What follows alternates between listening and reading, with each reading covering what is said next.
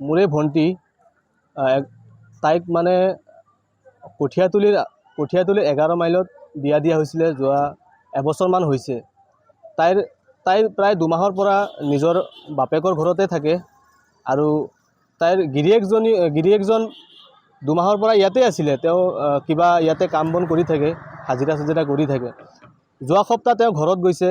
ঘৰত গৈ যোৱাকালি তেওঁ আহিছে মানে তেওঁৰ ঘৈণীয়েকক নিবলৈ আৰু তেতিয়া মাকে মানে গিৰিয়েকৰ লগত পঠাই দিছে। তেওঁ যাওঁতে খৰি চৰি কিবা কিবি লৈ গৈছে। তেওঁ নিজৰ বাপেকৰ বেটেৰী অটোখন লৈ আহিছে আৰু বেটেৰী অটোৰ পিছফালেদি খৰি ভৰাই লৈছে আৰু সন্মুখত গিৰিয়েক ঘৈণীয়েক দুটা গৈ আছিলে।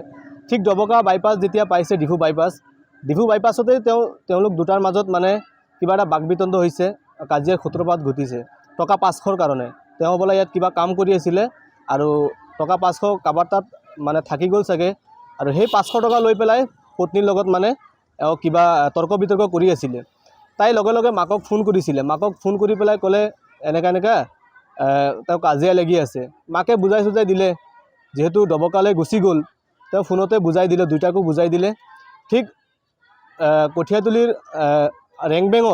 ৰেংবেঙতে কি কৰিছে মানে গিৰিয়েকজনে মানে তেওঁক বৰ বেয়াকৈ ঘুচি আহিছে হ'বলা। ঘুচি আহি এওক মানে গোৰ মাৰি পেলাই এওক তাইক পেলাই দিছে। তাইক পেলোৱাৰ ফলতে প্ৰায় অনুমানিক 1 কিলোমিটাৰ জেগা তাই চুচুৰি গৈছে। কিন্তু বুকুৰ কঁকালৰ পৰা গোটেই মাথা, মুখ, বুকু, পেট চুচুৰি গৈছে। 9 মাহৰ প্ৰেগনেঞ্চি হৈ আছিলে আৰু চুচুৰি যোৱাৰ ফলতে সমগ্ৰ মানে ছাল বাকলি উঠি গৈছে। পেটতো বহুত চুট পাইছে।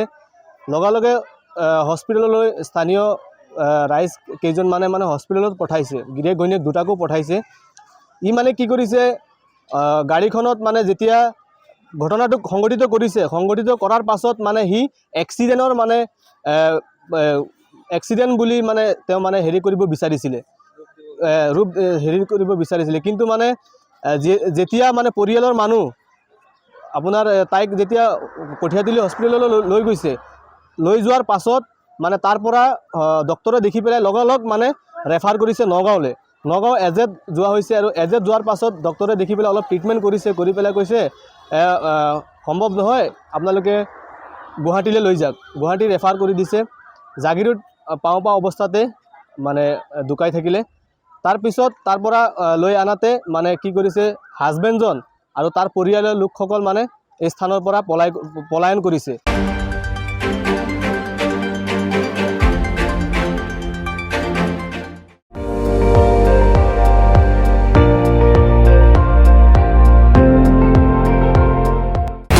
আপুনি চাই আছে ND24, সৰ্বশ্ৰেষ্ঠ নহয় সৰ্বোত্তমৰ দৌৰত।